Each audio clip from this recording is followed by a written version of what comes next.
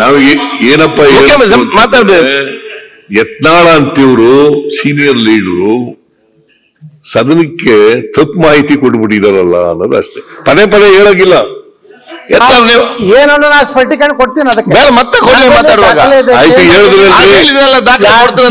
Late ಕೊಟ್ಟಿದ್ದಾರೆ, ನೀರಾವರಿ ಯೋಜನೆಗಳಿಗೆ ಆಯ್ತು.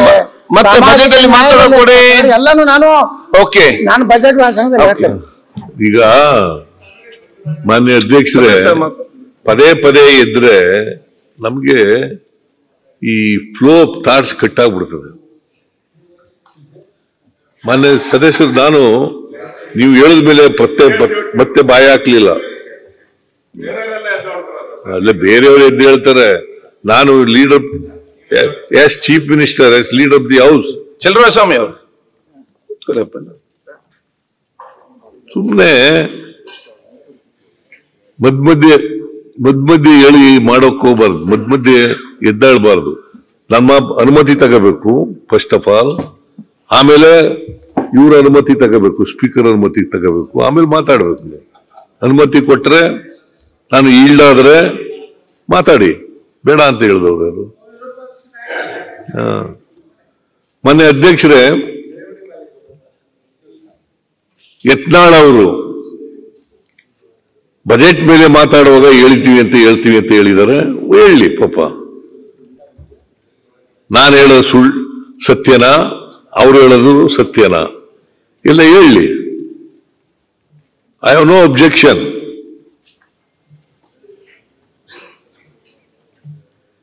ಸೊ 10,000 ಕೋಟಿ ಬಂದಿದೆ, ಮತ್ತೆ ಅದು ಗ್ರಾಂಟ್ಸ್ ಅಲ್ಲ, ಅನುದಾನ ಅಲ್ಲ.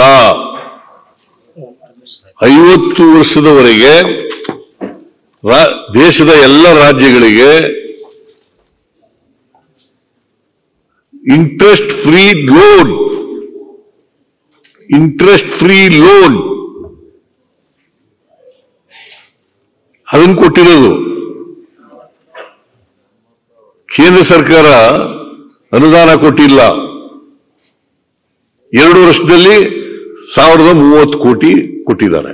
ಕೊಟ್ಟಿಲ್ಲ ಅಂತ ನಾನು ಹೇಳಲ್ಲ, but it is N interest free loan. ಎಲ್ಲ ರಾಜ್ಯಗಳಿಗೂ ಕೊಟ್ಟಿದ್ದಾರೆ.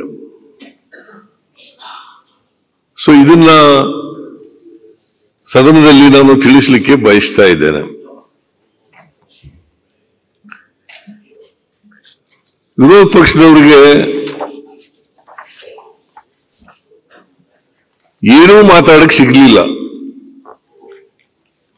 ಅದಕ್ಕೆ ಈ ತರ ಸುಳ್ಳು ಮಾಹಿತಿಯನ್ನ ಸದನದ ಮುಂದೆ ಕೊಡ್ತಕ್ಕಂಥ ಪ್ರಯತ್ನವನ್ನ ಮಾಡ್ತಕ್ಕಂಥದ್ದು. ನಮ್ಮ ಕಾರ್ಯಕ್ರಮಗಳನ್ನ, ವಿಶೇಷವಾಗಿ ಗ್ಯಾರಂಟಿ ಯೋಜನೆಗಳನ್ನ